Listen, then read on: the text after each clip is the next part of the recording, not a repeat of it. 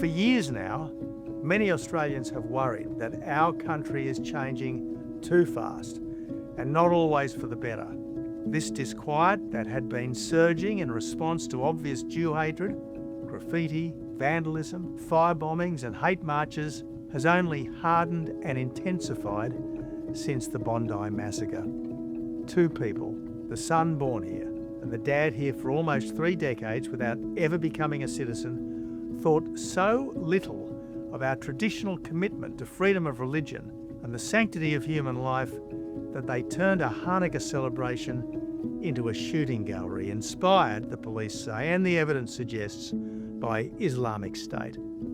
Plainly, multiculturalism has failed, and diversity is not our strength. When two individuals have so rejected our national ideals, the ideals reflected in the citizenship oath that all new Australians are required to take, pledging allegiance to Australia and its people, and these are the key words, whose democratic beliefs I share, whose rights and liberties I respect, and whose laws I will uphold and obey.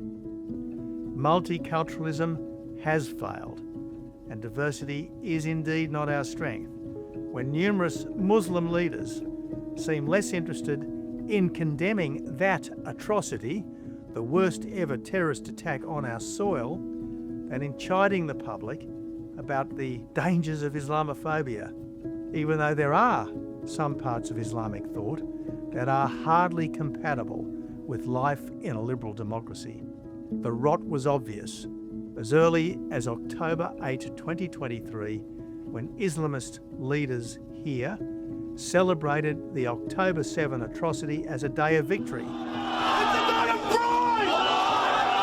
It's a night of victory! It was confirmed on October 9, when an ugly mob marched on the Opera House screaming unspeakable things, followed by weekly hate marches in our major cities demanding death to the IDF and globalise the Intifada. Prime Minister Albanese is right to declare that newcomers should leave their hatreds in the customs hall. But as things stand, not everyone does, and there's no sign that will change under the current government. Now, I'm not going to pose the question of whether there are any good Muslims in Australia. Of course there are.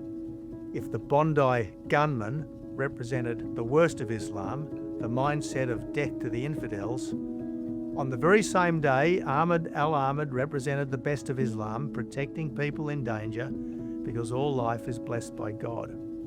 People of all faiths and races should be welcome in Australia, provided they accept our democratic beliefs and respect our rights and liberties. That would include those Muslims who see all men and women as their brothers and sisters. But how is a commitment to a caliphate or to Sharia law compatible with liberal pluralist democracy? Likewise, how could supporters of a leading role for the Communist Party take our citizenship oath in good conscience?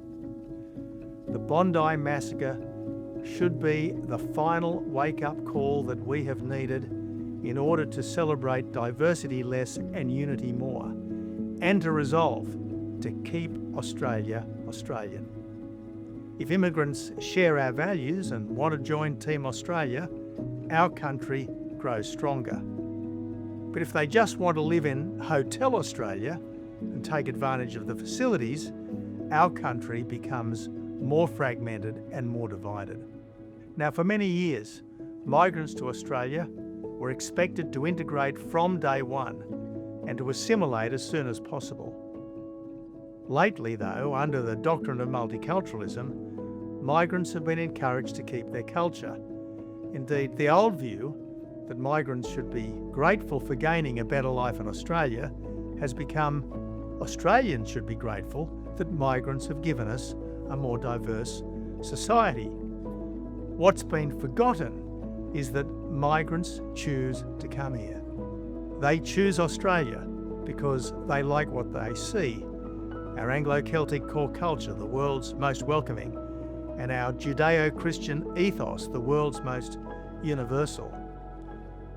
Migrants don't come here to change us, they come here to join us. Yet, in sufficient numbers, change us they do.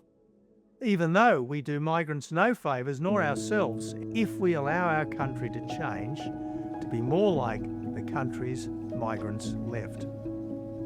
So it's the right, indeed it's the duty of each country to keep its character and its culture, not preserved in aspic forever, but change should be evolutionary and respectful, always building on a country's strengths. Because today's migration program shapes tomorrow's Australia, we rightly want migration that leaves tomorrow's Australia a recognisable descendant of today's.